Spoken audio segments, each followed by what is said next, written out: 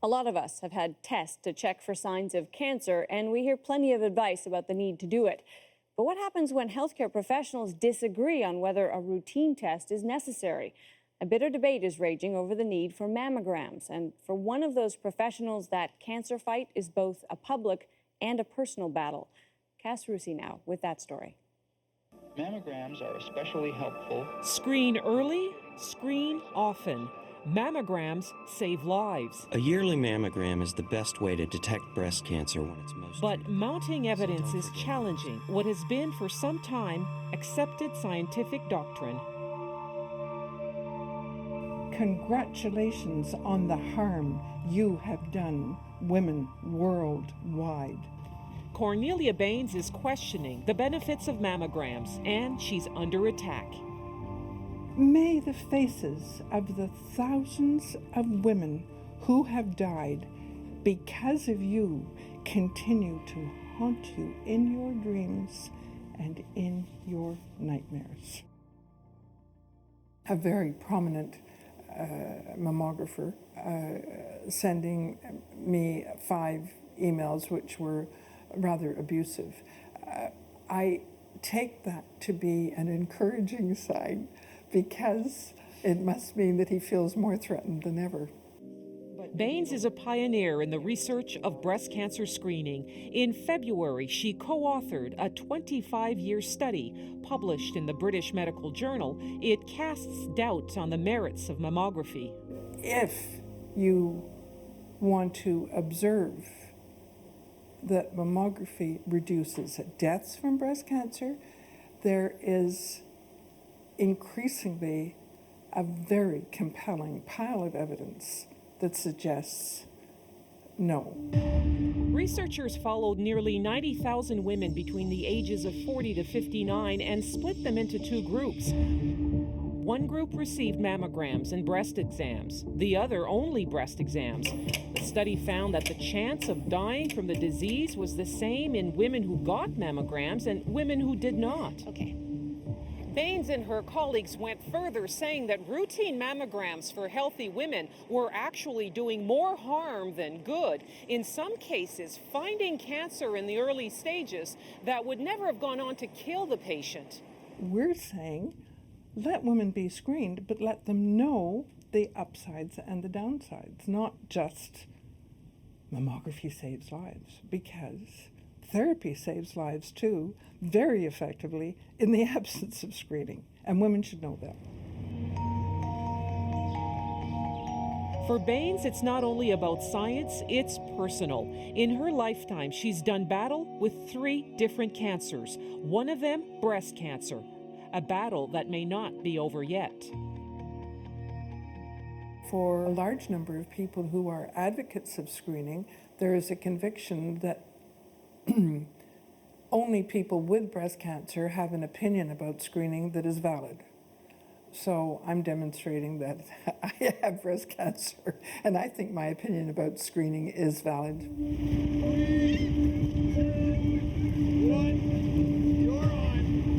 That opinion about screening, that it's oversold, is a hard sell. If it wasn't for the mammogram, they wouldn't have found a lump. Especially for this group of women. Like Marianne Bedon, diagnosed with breast cancer at 39. I think it's still the best tool. Or Florianne Young. I've felt a lump while showering. Although it wasn't a mammogram that detected her lump, she's convinced of its worth. I still believe that mammogram saves lives. They've survived the disease and are living healthy lives. These dragon boat warriors are true believers that mammograms work. Their personal stories resonate with Baines. It's the harsh condemnation, especially from radiologists, that anger her. Your study and yourself, you've been dismissed, ridiculed, ignored because your research threatens orthodox scientific dogma and that your Canadian research is shoddy. How do you respond to that? The loudest voices are those who have conflict of interest. This is a $7.8 billion a year industry in the United States. And we see over and over again that the major critics are either in or associated with the imaging industry. Just weeks after the release of the Canadian study, Baines is summoned to Toronto's Princess Margaret Hospital for a biopsy. A suspicious density on an earlier mammogram is in need of further investigation. Baines is worried her breast cancer may be back.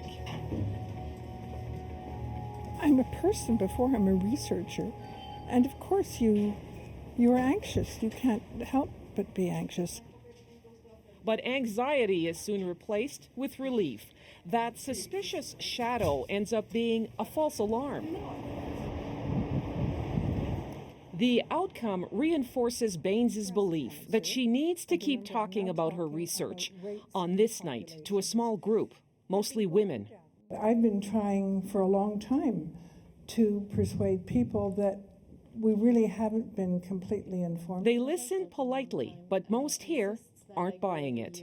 I constantly run into people who tell me they had a cancer detected through mammography and their life was saved. They're sure of it.